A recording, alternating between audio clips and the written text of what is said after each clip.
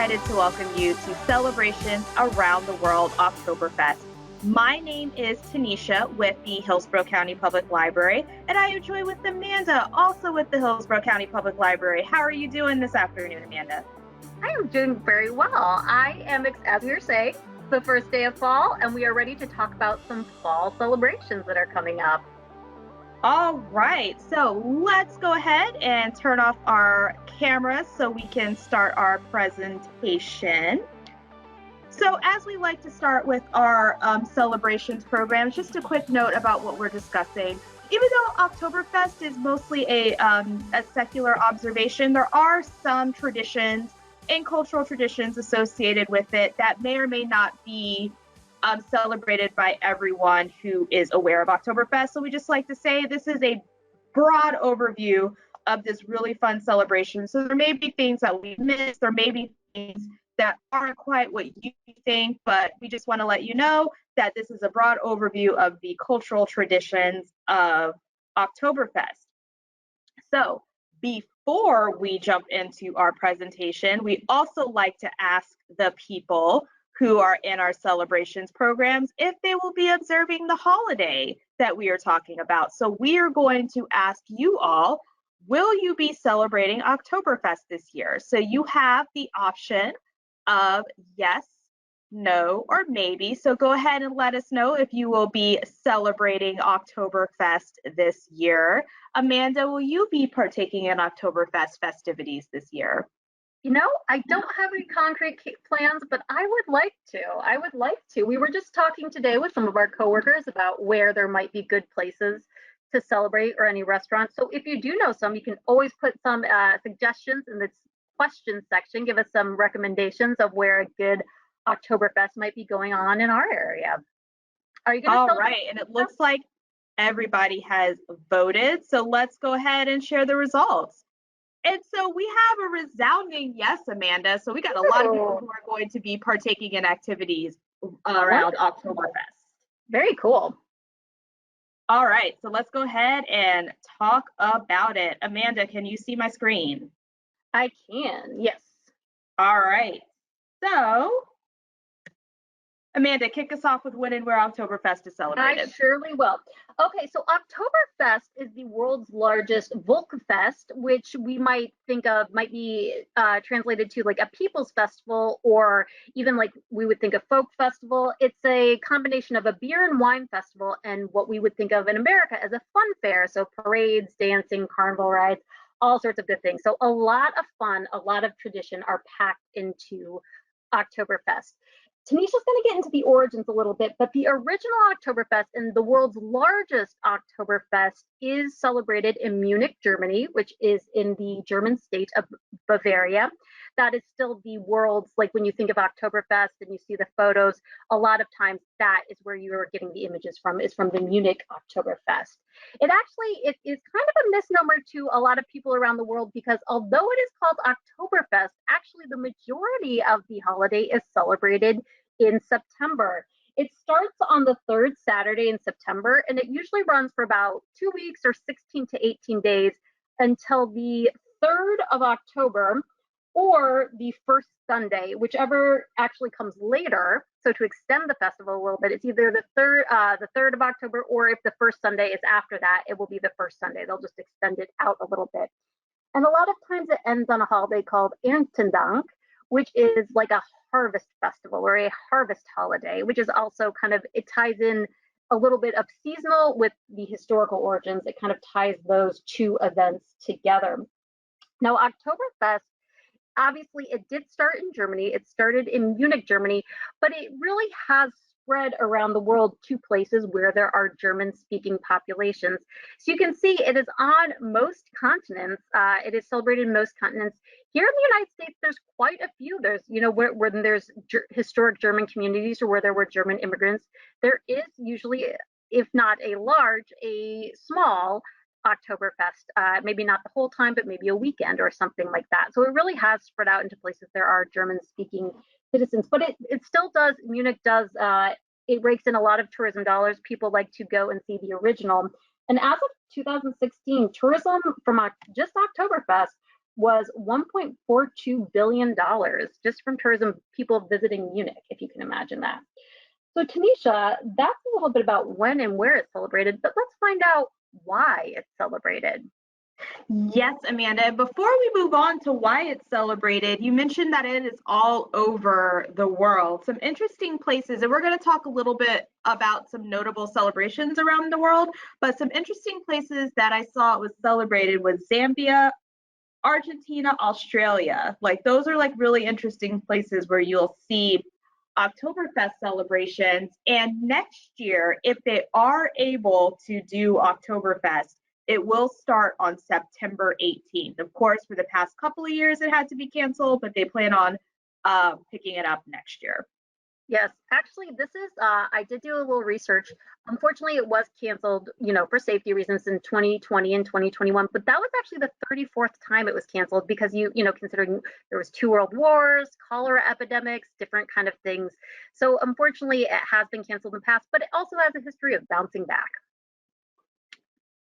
All right, so let's talk about some origins. So it started off as a 5-day wedding festival of Prince Ludwig and Princess Therese and ended on the 12th of October with a horse race and at fields that were later called Therese.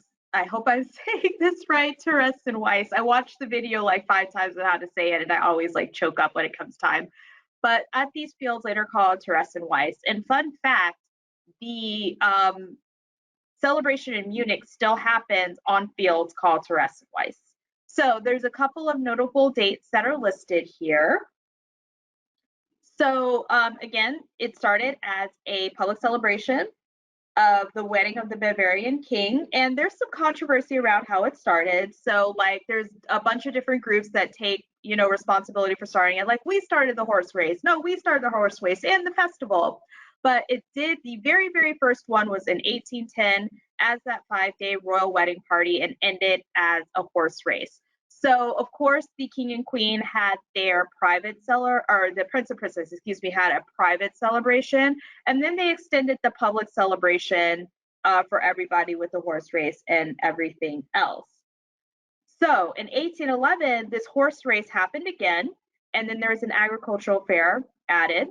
A couple of fun facts about that next horse race. So there were 30 horses, and they raced on an 11,000-foot racetrack, and it ended with a student choir, so something very cool. And again, the agricultural fair looks a lot like the Florida State Fair with the rides and all of that other stuff. So it has a lot of similarities to what you would see at a county fair in the United States.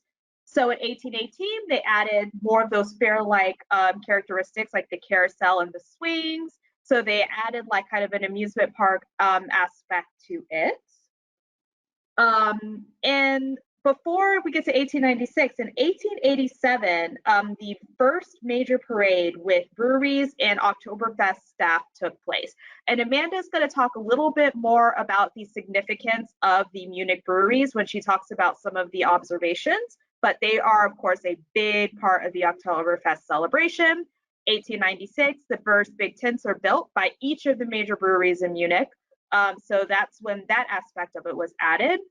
And as we know, the festival has gotten bigger over the years with more rides and more visitors. So the attendees are in the millions for the original Oktoberfest in Munich. And I'm also in a little bit going to talk about some other major celebrations around the world, but the Oktoberfest celebrations draw in millions of people around the world. So this is a very big deal.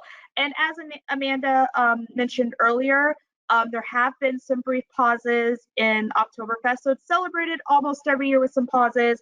Like we said before, World War I and World War II were obviously major ones that paused Oktoberfest. Pandemic, so there was a big cholera outbreak one year. We have COVID for the past couple of years, and some other small wars that happened in that region had also held it up. So Amanda, I am going to go ahead and go on to the next slide. Oh, I will tell you something interesting I did learn. So it was called Teresa Theresienwiese, I think like Wiesen or Wies is means meadows. Like you said, it took place in the meadows, and then it was like named after her because, of course, patronage to the royalty. But I guess a lot of locals, Munich people from the Munich and Bavaria area, still call it De Wiesen, just call it De Wiesen or the meadows instead of calling it Oktoberfest. So if you want to fit in with the locals, that is what you can call it. All right, thank you, Amanda. And thank you for your awesome pronunciation because I seriously watched it like 4 times and I still butchered it. Well, I don't know if it's awesome, but I will shout out our Mango languages. If you want to learn one of 27 languages, including German, practicing pronunciation, definitely check out Mango. That is a very cool resource we have. So this is a fun one. This is about how the holiday is celebrated, and there's a lot of great traditions in Oktoberfest. As as Tanisha was telling us, it started small, and then yearly, there was more and more elements added that became part of the canon, became part of the tradition.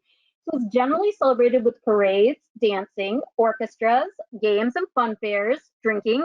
Beer is a big element of it, and also costumes. So let's learn some cool facts about this. So the first thing I had to look into was the fashion. I love it. Um, but something really interesting about it is the traditional German costumes, which for a woman is called the dirndl. It's the dress with the vest and the apron, and for men called lederhosen, which is leather shorts that they wear a lot of times with the suspenders and an alpine hat. That actually did not become popular until the late 1800s. And what it was actually from 1810 until like almost the turn of the century, people wore just what was in mode at the time. So, in the first ones, they were wearing those hoop skirts and the fashion, what was fashionable at the time. But it was the upper classes, rich people. Lederhosen and dirndls are more like peasant dress. Dirndl is more like a maid, a housemaid uniform. And the lederhosen is like what you would see a field worker in it. And the upper class actually started wearing them in a like sense of romanticism to bring back that times past. So I thought that was really interesting. And now, today, up to 90% of people who visit the Munich celebration dress up in the traditional dress. So you can buy in advance or you can buy there in Munich. It is a large industry surrounding the tourism there. And then something else I thought was kind of cool is if you see, so the women all wear, girls and women all wear the apron, and kind of like the Victorian fans, like if you tapped your fan, it meant one thing. If you opened it, with your right hand, it meant another. So apparently, Tanisha, if you have the bow of your apron tied on your left side, it means you're single. If it has your on your right side, it means you're taken, so you're in a relationship or you're married. If it's tied in the front middle, it means either you're a child or you're not of courting age. You're not dating. And then if you have it tied in the back middle, it can either mean you're a widow or you are a waitress at Oktoberfest. So that was something I thought was a cool little detail. That is really cool. That is a very like stratified way of doing that. That is a lot. That is a lot to remember. Doesn't that remind you of like the Victorian novels where like, oh, she took out the fan with her left hand. This means one thing, I thought that was kind of a cool thing. Yeah, that is pretty funny. So, like Tanisha was saying, it actually started with when they didn't have the beer tents, the big beer tents until 1896. And before that, it was just individual beer stalls. But now the tents there's over 310,000 square meters of tents in Munich. And that's on average 29 beer and food tents that are in those 310 square meters. So we've got to get into the food and the drink. Let's start with the drink. So Tanisha, you and I were talking about this. Of course, they do serve beer at Oktoberfest, but there's actually dating back to 1516. Yes, 1516. There is a German law that is still in the books, and it says beer can only be made with barley, hops, and water. And it's actually called the purity law. So the beer that is made at Oktoberfest has to adhere to the purity law and be part of that beer. Now, I think you had an interesting fact for us about that as well, didn't you? Yes. So something else that is really interesting about the Munich celebration of Oktoberfest is that the beer served in Munich has to be brewed in Munich. So there are 5 or 6 breweries that are the Oktoberfest breweries, and it's only their beer that is allowed to be served in the Munich Oktoberfest. So of course, in other ones around the world, they're serving whatever they want, but at Munich, in Oktoberfest, it's only those 5 or 6 breweries. Now, something else, I kind of went down my own little rabbit hole because some of you may be aware that an American brewery, a major American brewery, Sam Adams, brews a fall beer called Oktoberfest. So I always wondered, like, did they do something? Is that in any way affiliated with the Munich Oktoberfest? And of course, it is not. Sam Adams, wanted to take advantage of some great advertising and called their fall beer Oktoberfest, but they don't have anything to do with that. I just thought it was really interesting and something that I wanted to know about. So just marketing, sadly, just marketing. Good marketing. Well, back to mango languages. If you want to learn a little German, you should at least learn the term. If you're going to go to Oktoberfest, definitely learn the term Prost, which means cheers. So you're definitely going to want to know that as you are celebrating Oktoberfest. And as of 2015, there's probably an annual 6 million liters of beer served during Oktoberfest. Okay, so moving on to the food, which looks delicious. Some of the traditional foods of Oktoberfest you see here in the picture. One is, as we Americans pronounce, pretzel, or maybe in German closer to Brezel. And something that's interesting about pretzel is a lot of times I think people have heard the design of the pretzel is it was supposed to maybe look like hands praying, or it was supposed to look like a heart. But actually, in terms of Oktoberfest, the interlocking design was the emblem of the Bakers Guild at the time. So that is where they posit the pretzel got their shape. Of course, there is of the main course, you see the roast chicken. Roast chicken is very common at Oktoberfest. There's also bratwurst and weisswurst, which is white sausage. It is also a sausage. It has different ingredients. I think it's like bacon and something and lemon and all these different spices that are a little bit different than a bratwurst. And then, of course, on to my favorite part, which is the desserts. You're going to see in the next photo something that's very emblematic of Oktoberfest and German celebrations is the Liebenkuchenherz, which is the little gingerbread heart. And a lot of times they will be given kind of as a token of love. It's almost like how we would give flowers to somebody. You give it to maybe your sweetheart, and it's inscribed with a nice little message. A very popular is I love you, which I think is Ich liebe dich in German. That could be pronunciation, could be wrong. I'm sure you could find that on Mango as well. There's also it's like a cake. It's like basically the Prince Regent torch. It would be the American translation. It's layers of chocolate, buttercream, apricot jam, and it's got a chocolate shell and glaze. That sounds delicious. Are some of the sweet treats of Oktoberfest. And then finally, let's go on to the music. Some interesting things about the music is actually starting in 2005, they introduced a law which was called Quiet Oktoberfest. And that actually means in the tents and in the festival, prior to 6 p.m., so all day prior to 6 p.m., it is quiet Oktoberfest. And that means you can only play music up to 85 decibels. So that would probably be traditional, more traditional music, brass band music. And then after 6 p.m., you can play, you get more of your rock, pop, popular music mixed in with the traditional music. And why they did that is they wanted to keep the event open to all ages. So families could come during the day and enjoy that, and people of all ages could come and enjoy that, and then let it get a little more raucous in the evening, because they found when you could have rock music all day, it did get a little raucous early on. And then one last fact I will share, Tanisha, about this is actually a lot of times they call it the brass music German Oompa music, but in Germany, in America, what we think of polka music, in Germany, they think more of traditional polka, which actually came from Poland and Czechoslovakia. So they tend to not think of that. But what happened is, as these things often happen culturally, a lot of times the polka we think of is more from German immigrants in the United States. So even though we call that polka, it's really closer to German Oompa music. And you can play that at lower than 85 decibels during the day if you want.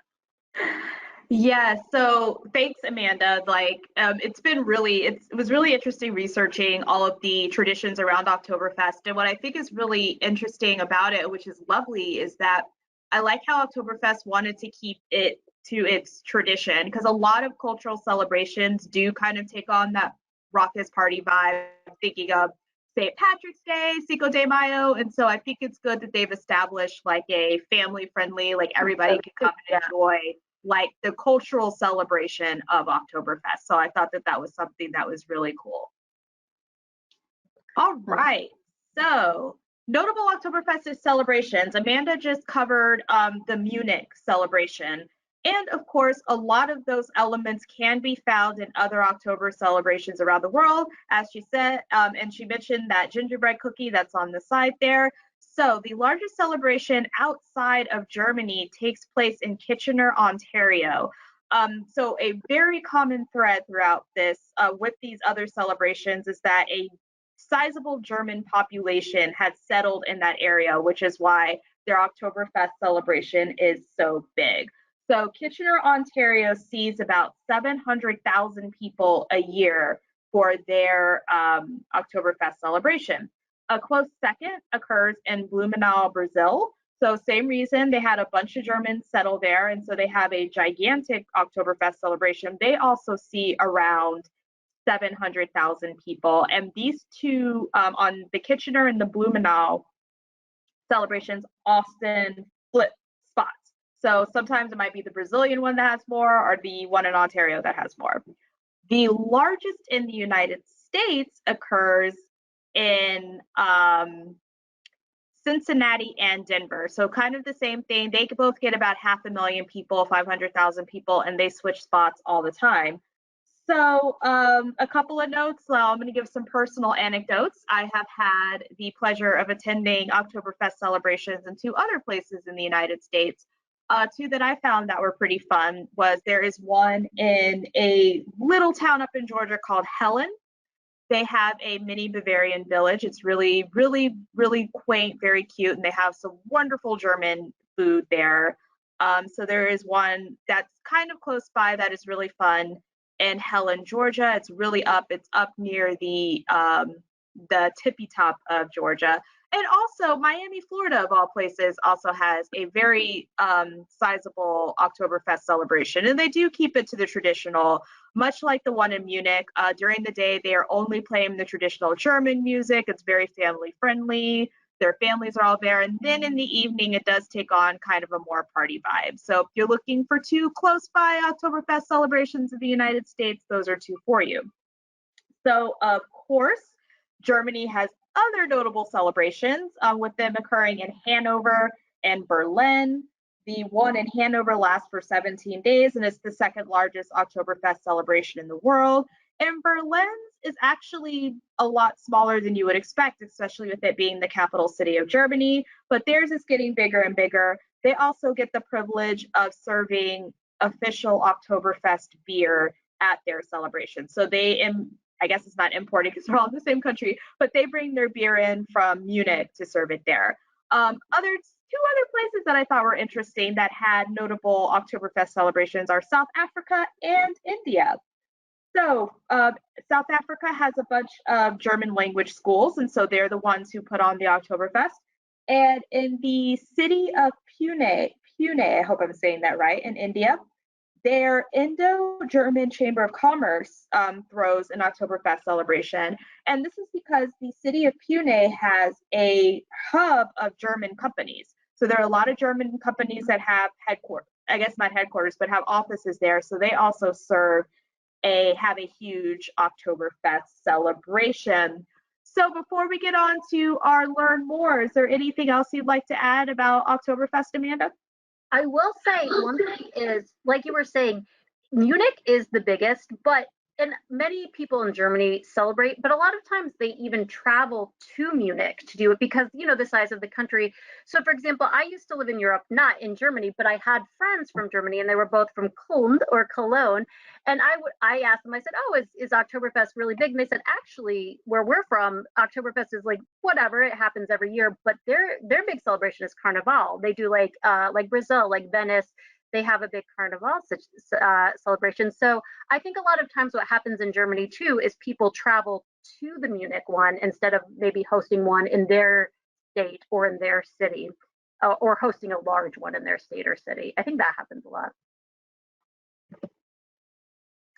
Okay, well, we have come to the point where we are going to share a little. If you want to learn more, we can definitely recommend. I'm sharing right now in the chat section a book list that is on our digital streaming platform, Overdrive. It is Overdrive or Libby. You can find this book list to check out books digitally or streaming audiobooks.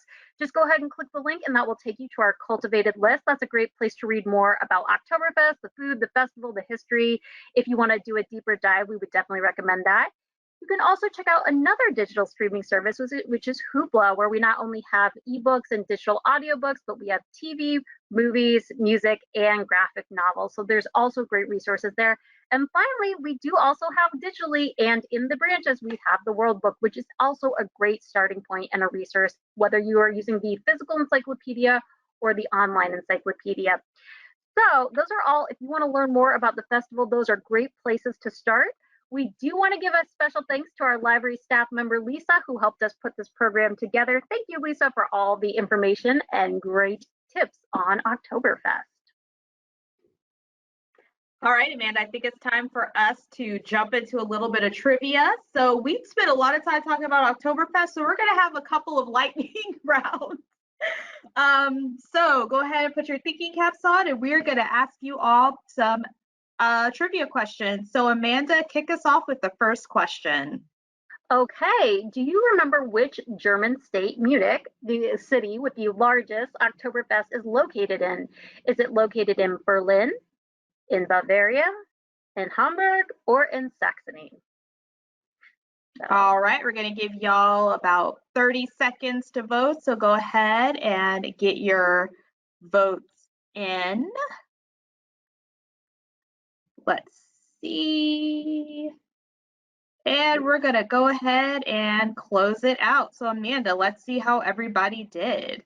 Oh, everybody was correct. It is in Bavaria. It is in the state of Bavaria, and the city of Munich is where the world's first and largest Oktoberfest is celebrated. All right, good job, everybody. So let's move on to the next question. So what type of event was the origin of the first Oktoberfest? Was it an agricultural fair? Was it a wedding? Was it a beer festival or a harvest festival? Let's see how everybody does this time around. Votes are coming in quick and fast. I may not even have to. A little bit of everything, but what was it originally? Yes, absolutely. All right, I'll give you guys a few more seconds to vote. It's amazing how many celebrations started off of weddings. That's true. You know what I mean? Those royal weddings. Those royal weddings, man. All right, let me go ahead and close it out. Let's see how we did. And it looks like we did amazing. Once again, you guys were really paying attention. So yes, the celebration was a wedding of the royalty of Bavaria. So our final question. Let's go ahead and kick us off, Amanda. Well, I'm feeling good about our odds given our history, but with the answer so far, true or false, Oktoberfest starts on the first Sunday in October. So when does Oktoberfest start? I think we'll do pretty well on this one. Yeah, I think we will too. So, and everybody went ahead and voted, so I can go ahead and close it out. So let's go ahead and close it out. And Amanda, I think we got a slam dunk this time. We really did. We're 100% all across the board. That is true. As we remember, it starts in September, usually the third Saturday, and it ends on the first Sunday in October or the 3rd of October, whichever is later. So yes, we are right in that Oktoberfest territory right now. All right. So Amanda and I are going to come back on camera for any questions. And while we're seeing if any questions do roll in, I'm going to go ahead and cover our closing items as we always do. So again, we welcome your questions. Please drop them into the questions section if you have any for us. So or suggestions. If you need to contact the library in any way, you can contact us hcplc.org/contact. So you can contact us by phone, email, text, chat, carrier pigeon. However you think you can contact us, you can contact us that way. Also, we highly recommend that you take a look at library programs and events. We have so many fun things coming up. We are in the middle of Hispanic Heritage Month, so we have some wonderful programs about Hispanic heritage. We have the Family Heritage Festival happening next month. We also have the Teen Lit Fest happening next month. And sneak peek, we got the Big Read happening. And so we have a really awesome author doing a program with us in the coming months. So definitely take a look at that. So Amanda, let's see if we got any questions. Looks like, and like I said, you can give us suggestions as well. If you have a dish we didn't mention you would love us to read out loud, if you have a restaurant or a celebration nearby, we would love to hear about it. If you are into cultural programs, Tanisha and I will be back on October 12th. That is a Tuesday to talk about Dia de los Muertos. So our next fall celebration that's coming up, we are excited about that one as well, to talk about the celebration surrounding that holiday. Yeah, that's a fun one too, because both Amanda and I do have a little bit of background in that. So that is going to be a really fun program to do. And Amanda, it looks like we are all set on the questions front. Okay. Thank you guys so much for celebrating with us this afternoon. We really love putting on these celebrations around the world programs. It's a nice way for us, even if it's virtually, it's a nice way for us to explore other parts of the world. So we definitely are happy that you were able to celebrate with us. And Amanda and I will see you next time. Bye now. Bye.